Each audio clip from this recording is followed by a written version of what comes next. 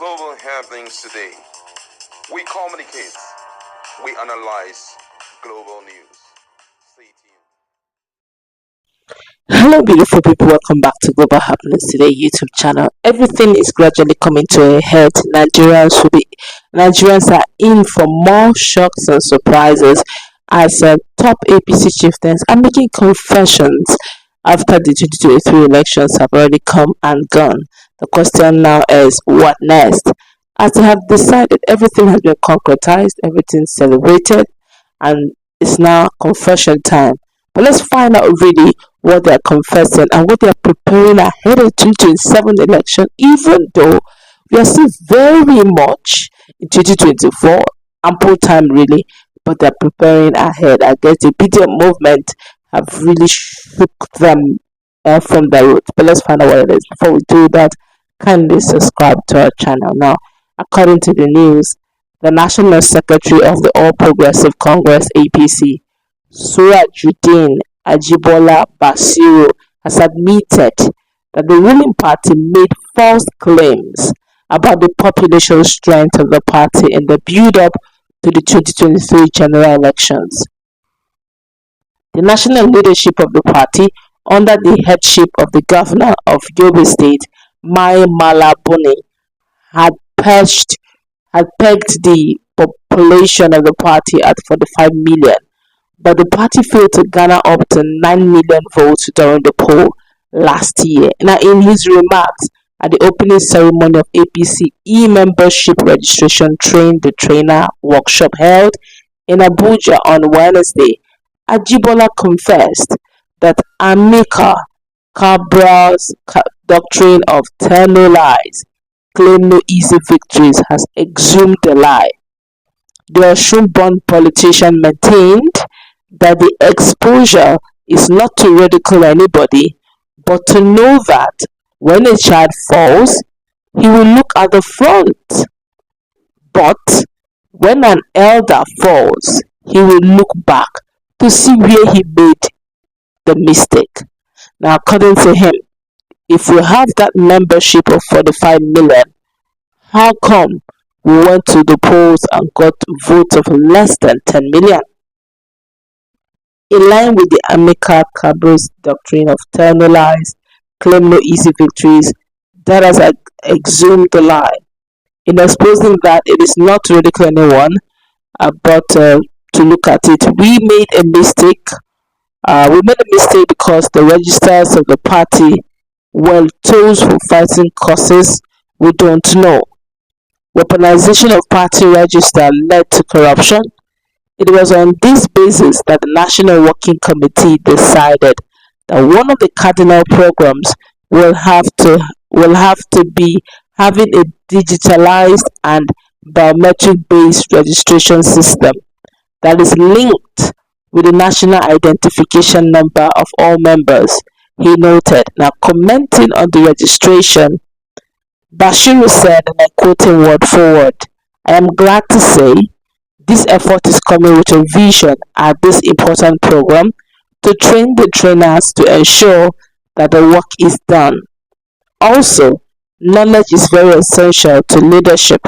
One of the leadership visions of the national chairman, Abdullahi Ganduje, was to establish a progressive institute to be the engine room of ideological incubation of future generation of leaders to sharpen the edges of our manifesto. I am here to tell you that the institute has been registered with the CAC and relevant documents obtained.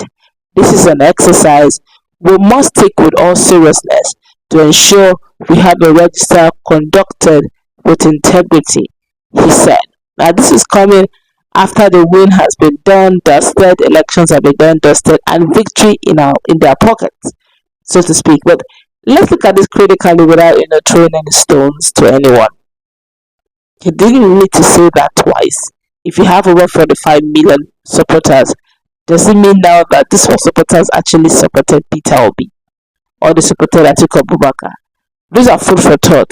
And if they have over 45 million voters and registered voters, and altogether between Peter Obi and Atiku Peter Obi and Bola Ahmed Tinubu, the president of Nigeria.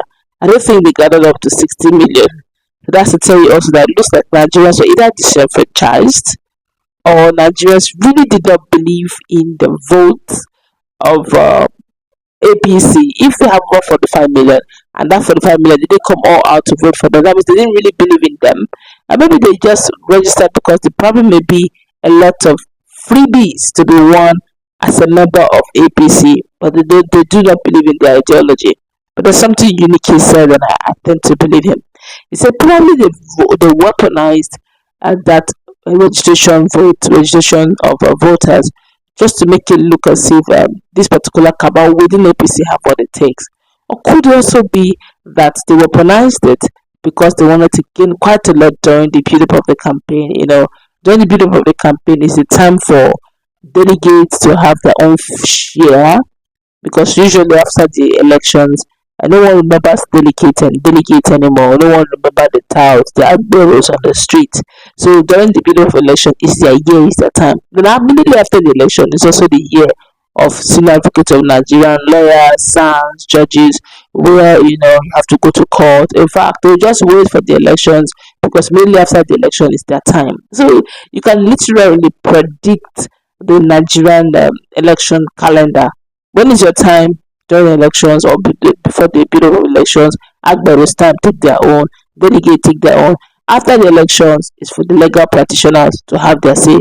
Then after that, it is now the time of reign of politicians to begin to enjoy what they have gained and all they have gathered by virtue of whatever. Now that tells you that everyone chooses their position as it went due during, after, and maybe at the build-up of the election. So, but the question is, for how long are we going to continue in this fashion? But they said something which I think also Peter Obi and Atiku should marry. I think it's about time also. They should also have biometrics. It's time for them to begin to link the NIN, NIN to their voters cards, so that peradventure you're disenfranchised, you can just easily use your NIN to vote, because it looks like this beavers has come to stay. And if these beavers have come to stay, we hope that glitches will not take place again during the elections.